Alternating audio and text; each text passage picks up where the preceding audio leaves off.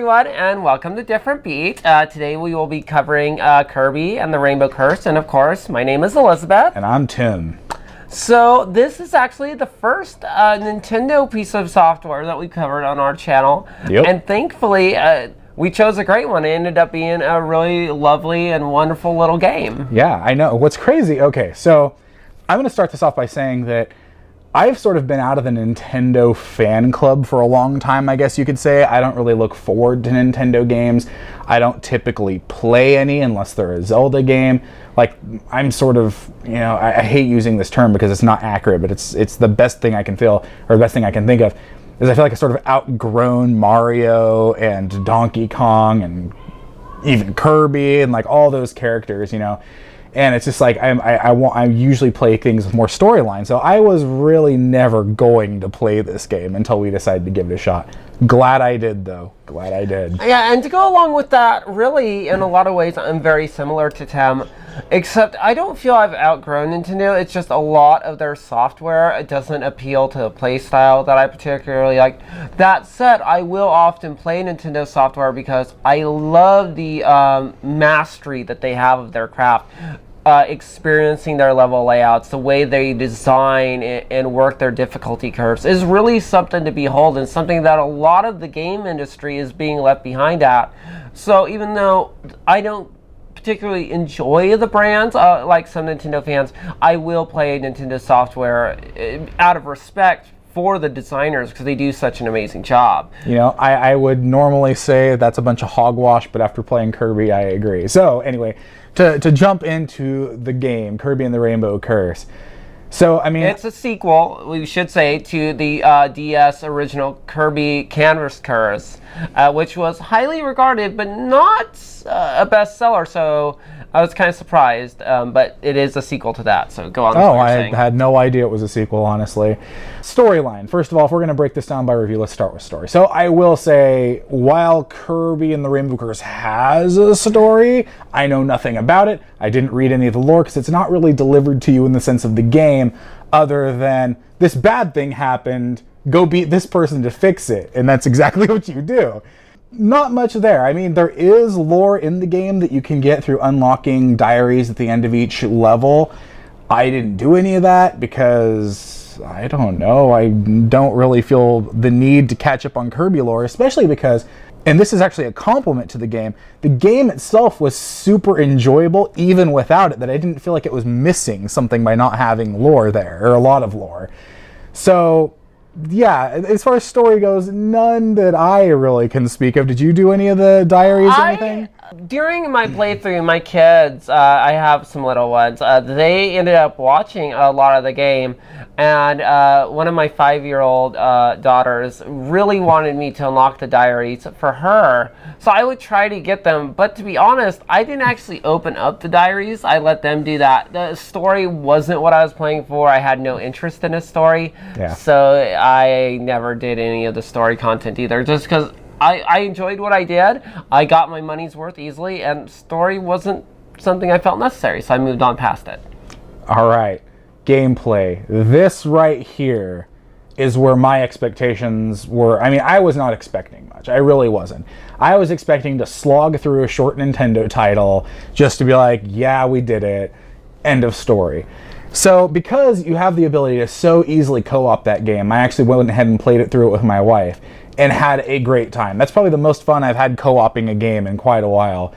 The game is a combination of platforming and puzzle solving with really unique mechanics involved, like, using the stylus on the gamepad to make, rainbow trails for Kirby, who follows them in various forms.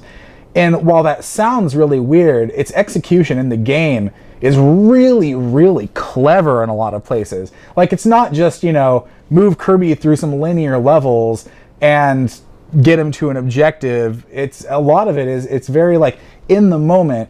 You have to create those trails with them to make it through the level. It's part of the platforming experience, but you also have to simultaneously use it to solve like puzzles in real time. It's really complex, but also beautifully simple in a way. You know what I'm saying? And a big difference, because Tim and I always talk right before we go and we shoot our videos.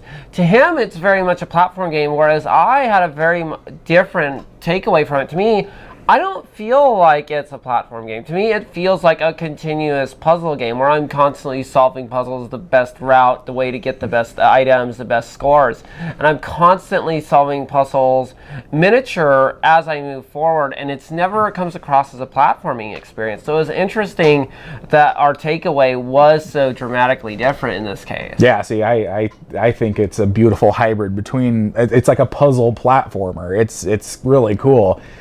I was not expecting to like this game, and I had so much fun with it. It was a great game.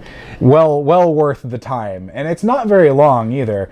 But even that, I'm not going to say is a detriment to the title, because even though it's not a very long game, it feels just long enough to be satisfying and not so long that you're like, oh, okay, I'm kind of done with this now. Mm-hmm. It's like, even though I beat it, the turnaround on it was really fast from the time I started to beat it. I beat it in 2 days. Mm-hmm. But it was like, I felt satisfied with that. It was fun from start to end, except for the final boss fight was kind of weird.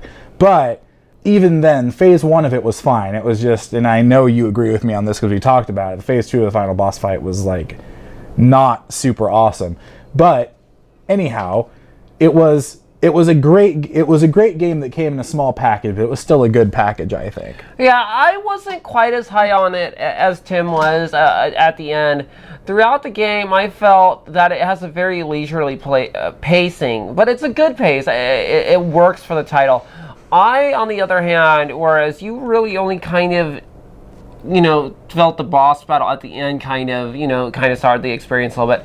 I kind of felt that way throughout the entire experience. The first 2 bosses are okay, but after that, I just didn't find them enjoyable. In fact, I found them to be really monotonous. A lot of the bosses are actually repeats. You seem like to fight the same 4 bosses over and over throughout the game. Yeah, and that is true. They do repeat. I mean, they add new mechanics to it each time, so it doesn't feel quite as, much of a slog. Yeah. But overall, I didn't enjoy the boss battles.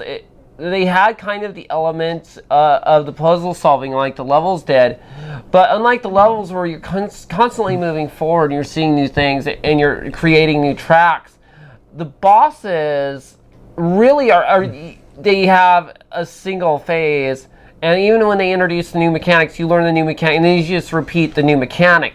It doesn't, especially with how many times you have to hit them, how much life it has. I felt the boss battles are easily the weakest part of the entire experience. You see, I see where you're coming from with that, but the reason I disagree with you is because, well, yes, the bosses were, and this is, again, part of the reason why I feel like I've outgrown a lot of Nintendo titles, is because so many of them follow the simple mechanic, 3 to 5 hits and they're dead, thing that goes back since NES days, which this almost had. The bosses did have more life, though, but it was very simple mechanics on repeat throughout the whole fight.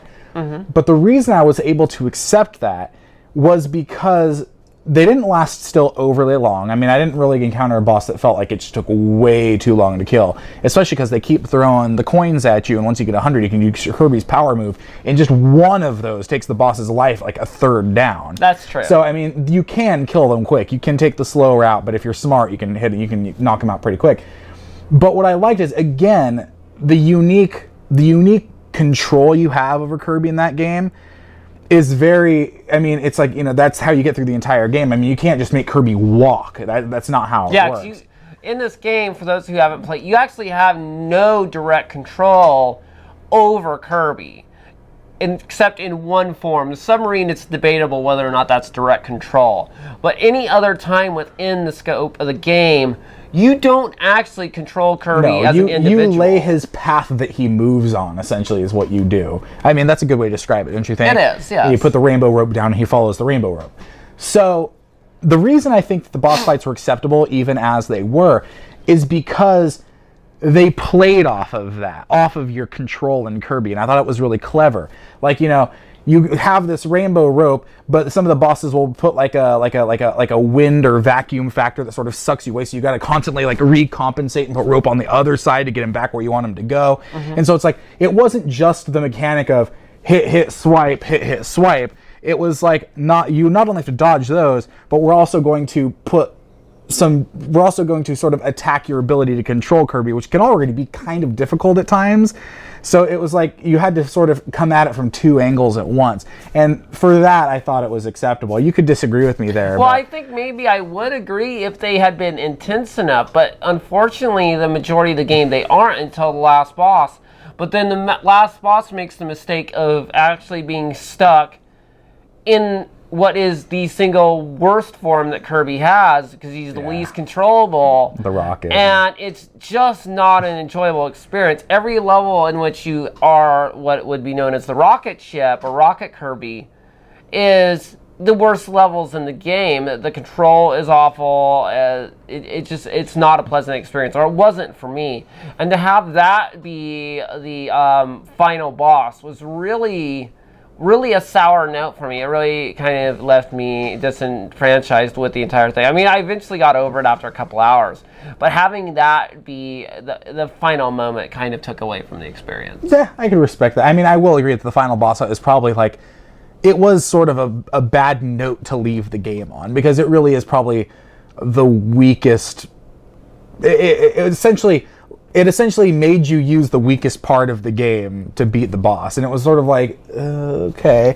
But again, it was so short, and the rest of the game as an experience was great. I mean, I agree the final boss was bad, but overall, it didn't really kill my enjoyment of the game. It was just sort of like you finish the last boss, you're like, oh, well, that was kind of a bad choice. Why'd they do that?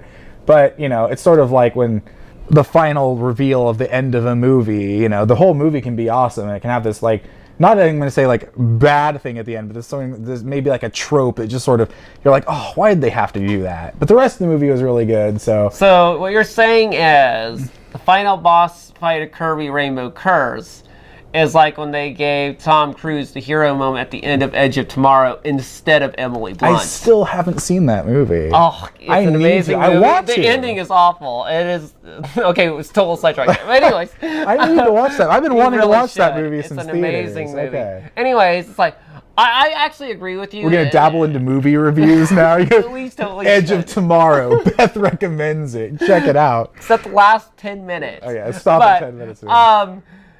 I actually agree with your overall sentiment. Kirby and the Rainbow Curse was a great experience. It took me a bit longer to kind of, come to terms with that last boss than it likely did you. Just because I was like, the game was such an enjoyable ride, and to end it that way, it really hamstrung me for a little bit. But I did end up in the same place you did, where I would totally recommend it, especially at a $40 price tag. Yeah, it's like I have played a lot worse games for a lot more money. It's like exactly. It's amazing. It's like when I got done with it, I was like, I actually felt like I got the value out of that game, which I feel like I don't get a lot anymore. It seems, And to be fair, the length it's short. I mean, if you, especially at $40, this is not a significantly shorter game than, say, something like The Order 1886. If you're going to sit there and power through The Order 1886, the final clock time, it's going to be longer in Kirby, but it's actually not going to be that much longer than Kirby. And it won't be nearly as fun to play, I can promise you that. Or at least, I certainly don't think so. I don't think so either. But, so, yes, it's short, but you get plenty of value for that shortness, and especially at the $40 price tag. They're not, asking for full price, and it really makes it sing, and it makes, when you walk away from it, even with the sourdough, the last boss, it's like, it was worth that $40. It absolutely was. So to wrap it up, the art style is cute. I mean, it maintains this cute little claymation thing the whole time. The animation was really good. It was sort of adorable how they worked in sort of like the frame by frame animation. So some of the movements are kind of choppy, but it's supposed to look that way because it's stop motion animation. The art style was cool. The music was really cutesy. The whole world tied together really nice. And I did not think I would be praising this game as much as I am, really. It's a really good game. So I'm going to give Kirby and the Rainbow Curse 4.5 stars. It's probably one of the better things. It's probably one of the better things I have played since we started this channel. Wow. I'm and to not think even gonna I had to apologize. kind of hassle you I to get you to I review know. this game. I can't believe it. Wow. It really makes me say, it's like, I'm not hyped for a lot of Wii U titles that are come out. And there's really not a whole lot coming out that I am looking forward to. But you know what? After Kirby and the Rainbow Curse, I'm actually willing to give them a shot. Like, my wife is super hype for Yoshi's Woolly World, and I will play it. I will now. And it's like, before I wouldn't have touched it, but now it's like, knowing that there still can be those quality experiences found in Nintendo games. And before you point out in the comments, if you do, we know Splatoon, and we will be covering that at a future date. We actually just picked that up today. Both of us did. Yeah, we're going to be playing that. That's going to be one of our next coming episodes. And I guess, well, I should probably leave my 2 cents. I can't go quite as high as Tim. Like I said, that final boss kind of, took away from the experience. And as did all the boss fights, I had a much bigger problem. That's it. I still want to give it a 4 out of 5 because it was so worth it. Plus, if you have a family, if you have kids of any age, it's an amazing family experience. Yeah. And the co-op allows the kids to play as Waddle Dees, and you can still be Kirby. You can still get them through the level even if they're dying, so they feel like they're making progress with you. So it has so many upsides. Even though I had, a couple intense dislikes, I gotta give it a 4 out of 5 stars. Hell yeah. Because it is a quality experience, and I think as it stands right now, it is the highest rated piece of software we've had. Oh no, I never ever ever thought when we were gonna do Kirby and the Rainbow Curse it was gonna rank higher than other things we've done, but absolutely. I will unashamedly say it's the best game I've played since we started recording these videos. Yeah, it's really, well, not quite, because Remake I'd still say is a little bit better. But we didn't cover before it. This. No, it was after. We just didn't cover it. You're right, which we should. We totally remake, should. Yeah. Anyways, thank you for joining us. Our next review will actually be...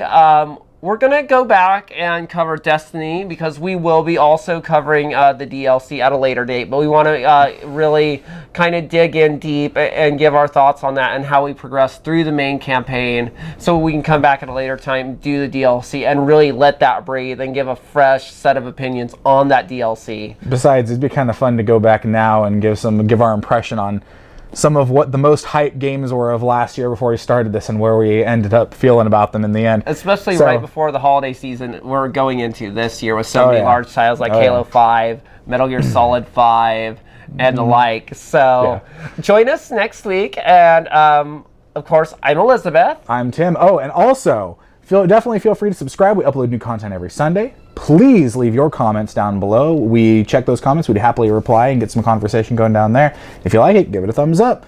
I'm Tim. This was Different Beat. Have a good night.